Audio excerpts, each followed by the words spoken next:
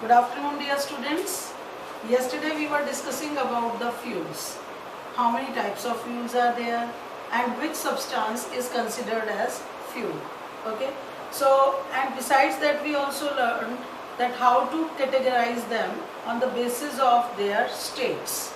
And we categorize them into three types of fuels.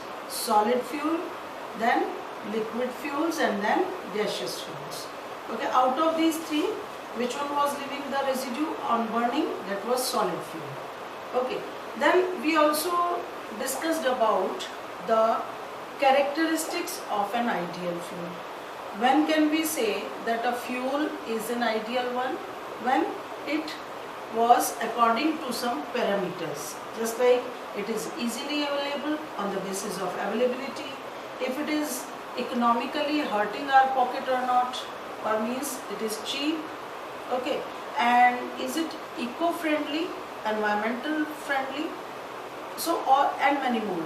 So all these things, they were making a fuel as an ideal fuel. Means if maximum domains were covered by the fuel, then we were saying that it is an ideal fuel. So today we are going to study about some more things related to fuels only. So first of all that we are going to learn is calorific value. Calorific value. Okay. You know what is calorific value? See, if we burn a fuel and it emits energy, it is for sure that when a fuel is being burnt, it is going to release heat and light. Okay. Now, if it is on burning, releasing enormous or in large amount the heat and light or the energy, or in very less amount. It's not that all fuels are going to burn on same parameters. Means some are going to evolve lot of smoke. Maybe the heat is very less. So it means that the fuel which is going to release lot of smoke and very less heat is not an efficient fuel. Okay. So in the same way, if I say that the fuel which is emitting lot of heat and very less amount of smoke, then we will say that that fuel is a good fuel or an ideal fuel. Is it or not? So here comes a term that is calorific value. Okay, calorific value is also one of the characteristic feature of an ideal fuel. Now what is calorific value? Calorific value is the amount of heat, I am again repeating, the amount of heat produced when 1 gram of fuel is completely burnt. Okay, I am writing here the amount of heat, produced when 1 gram of fuel is burnt completely. Of fuel is burnt completely.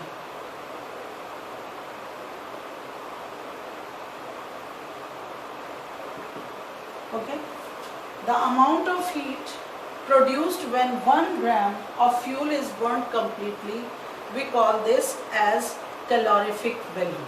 Okay, now this calorific value is going to define whether the fuel is an efficient fuel or not. Let us take an example of cow dung cake, and on the other hand let us take the example of hydrogen. Cow dung cake.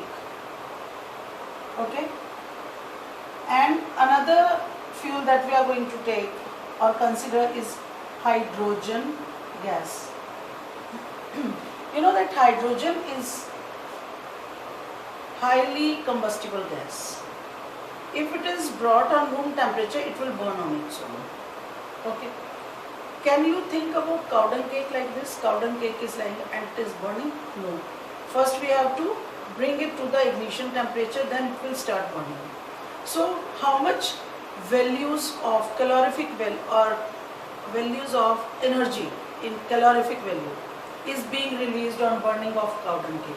If we burn 1 gram of cow dung cake, then we get 6,000 to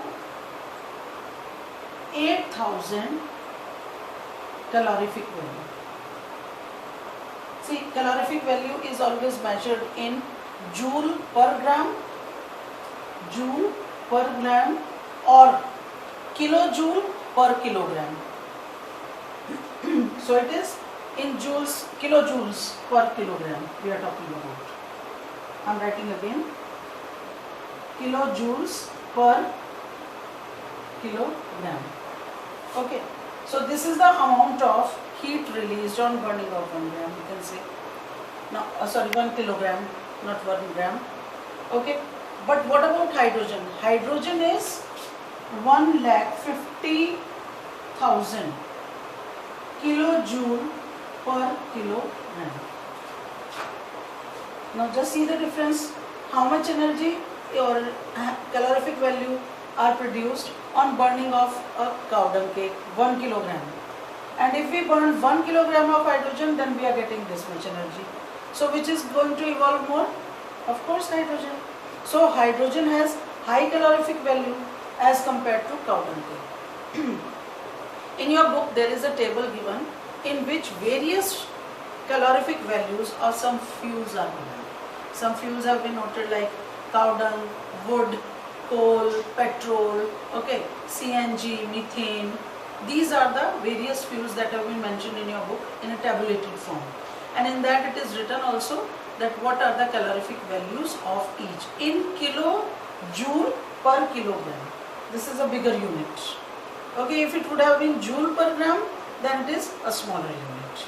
Okay, just like centimeter and meter and kilometer. So kilometer is a bigger unit, same way. Fine. So this is called the calorific value. Shall I repeat again? Calorific value, what is it? Calorific value is the amount of heat produced in joules when 1 gram of a fuel is burnt completely, then we say it is a calorific value. Okay, and calorific value is always measured in or expressed in joule per gram or kilojoule per kilogram. Fine. So now on the basis of calorific value, can we find out that which is the efficient fuel or the efficiency of fuel can be found out on this basis? So fuel with high calorific value will be considered as an ideal fuel, okay, as a good fuel. The fuel which is going to release less amount of calorific value, less quantity of calorific value, then it means it is not an ideal fuel. Okay, so it means that a fuel with high calorific value will be an efficient fuel and would undergo complete combustion to produce the heat. It is going to burn completely. Okay, let us take the example of the like CNG or LPG. We should talk about LPG. LPG is being used in our houses, in the kitchens. So do you think that it is leaving any kind of residue? No, it is completely burning. Okay, but it is not that at room temperature it won't burn like hydrogen. So hydrogen has the highest calorific value. Okay, now let us come to the next concept. Okay, now we will start with the next concept, and that is fossil fuels.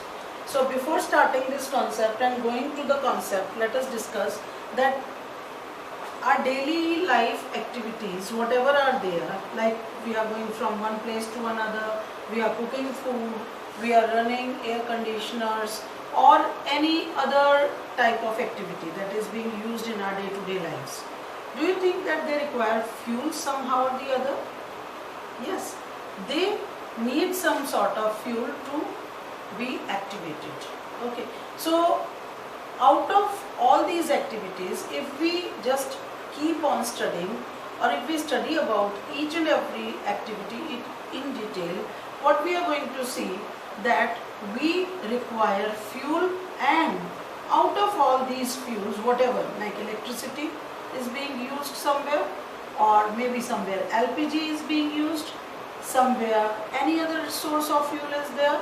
So if we study them in depth, then we are going to find out that about or almost 80% of the fuel that is being used all over the world is fossil fuel. Okay, means total amount or quantity of fuel, if we study then, or if we discuss about them, then we are going to find out that up to 80% of the fuel is being used from fossil fuels.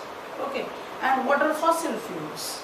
Fossil fuels are the natural resources. Okay, and how they are obtained, how they are produced in the nature, because they are natural resources. From where they are being produced? See, millions and trillions of years ago, the organisms which used to live on earth, they died. They got embedded, or they got under the layers of the soil. Okay, some of the organisms, they got buried in the oceans or seas, aquatic animals.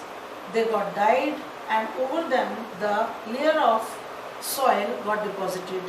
Or if we talk about the earth crust, which was just terrestrial part, not aquatic, over there maybe that these huge trees or the forests, because earlier earth was covered with forest only, so they got somehow or the other, maybe that some natural calamity took place and all the trees, they got buried under the earth.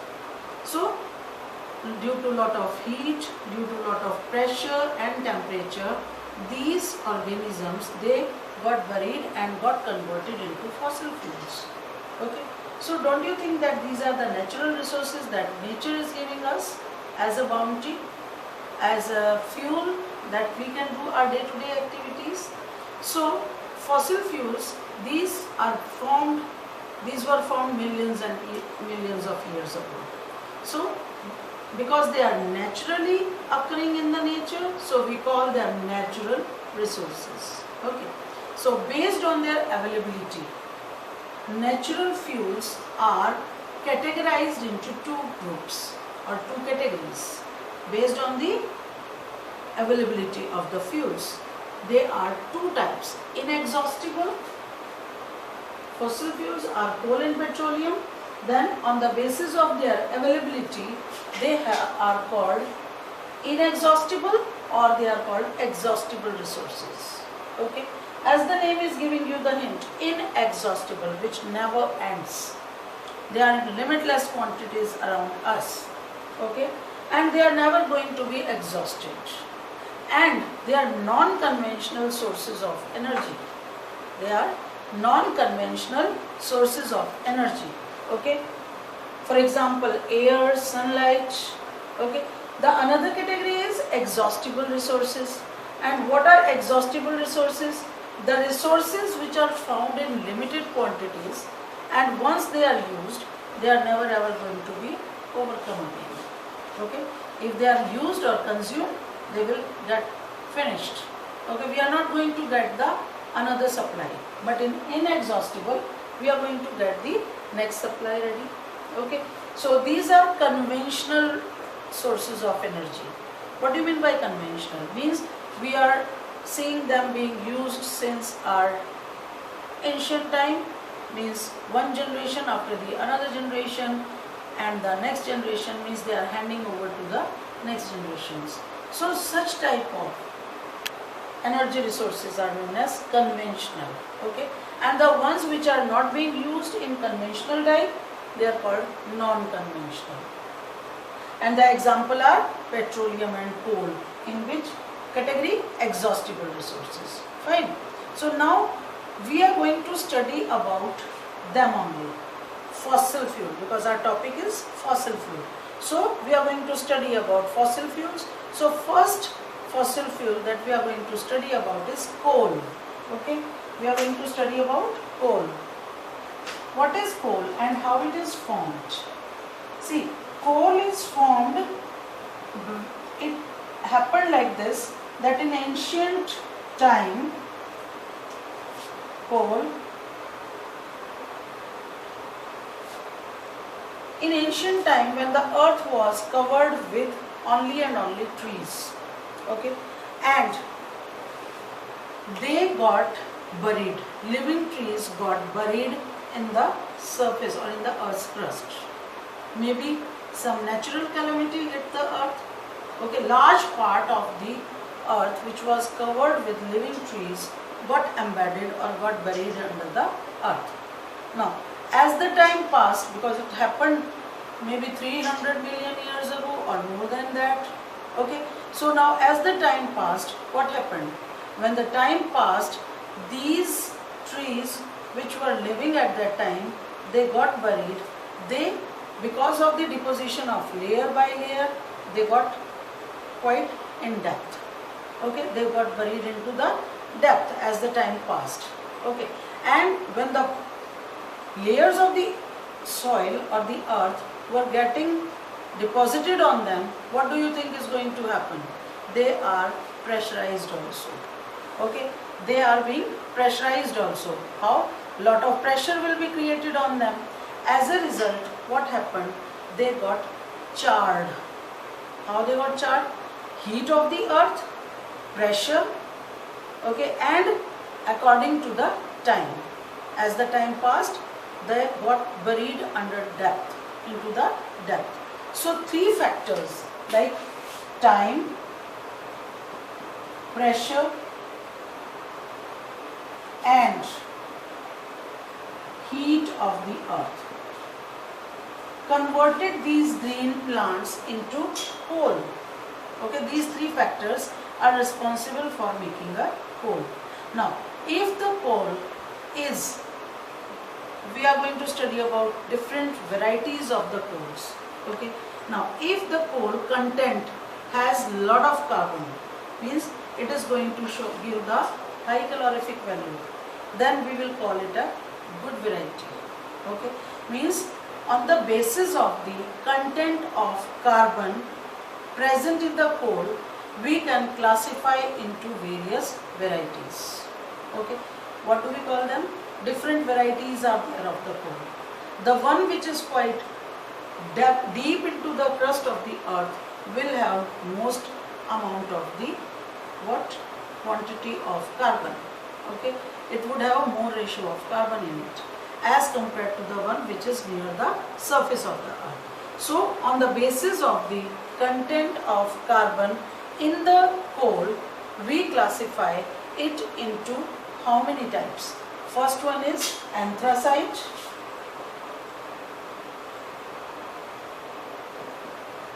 Okay, first coal that we are going to talk about is anthracite, then bituminous,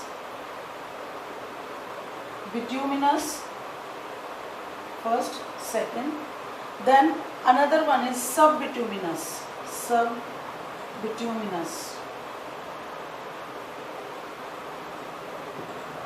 third one, and the fourth one is lignite and peat,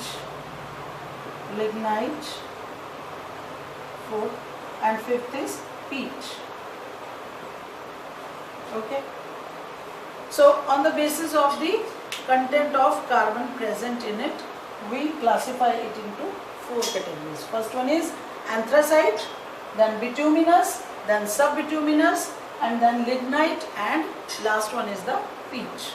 Okay, now anthracite is the best quality of the coal. Why it is so? Because it contains maximum carbon content in it. It contains 85 to 95% of carbon. Okay, if this much amount of carbon is there, then it is going to give a lot of calorific value will be high, heat will be more, and calorific value would be high. So this is considered as the best quantity or as the best variety of the coal. Which one? Anthracite. Okay, then on the second level comes bituminous. Okay, and besides that, what is the color? It is jet black color. It is jet black color. Okay. Then comes the next one, and this one is called the bituminous, and bituminous contains 77 to 87% of carbon content. Okay, means first number is anthracite, then second comes bituminous. Okay, and this bituminous coal is such type of coal that it contains high volatile content. Volatile means which can easily vaporize. It can be converted into fumes or vapors, and low moisture, and burns with a bright smoky flame. Okay, whereas anthracite would burn with very less smoke, and it will be a clean fuel. Okay, because carbon content is more. Fine, that's why. And it is going to burn with a smoky flame. Then comes the another one, that is subbituminous. Subbituminous contains 30 to 35% of carbon content. How much? 30 to 35% of carbon content. So this has a low heat value as compared to anthracite. It is used because it burns without giving out much smoke. Carbon content is less, but it is being used all over the world because it releases less amount of smoke. Very less smoke is being released out of it on burning. Okay, so it is being used worldwide. Then the next one is lignite. Lignite has a very low amount of carbon, and what is the amount of carbon? It is 25 to 35%. Lignite contains 25 to 35% of the carbon content, and it is a very, means I would say that like ancient, it would be the oldest part of the coal, but this lignite is the nearby, or because it is nearby the surface of the earth, so it is considered as that it is a newly made coal. Okay, now means it is existing in recent periods. Now it is where it is being used. It is used in power generation and is the lowest grade of coal. Okay, it is the lowest grade of coal and is used for generating power. Okay, how power? We burn it, water is heated, steam is produced, and steam will run the generator. Okay, it is going to run the dynamo and the electricity will be produced. That's why we call it power generator. Then comes the last one, that is peat, and it has highest amount of moisture content.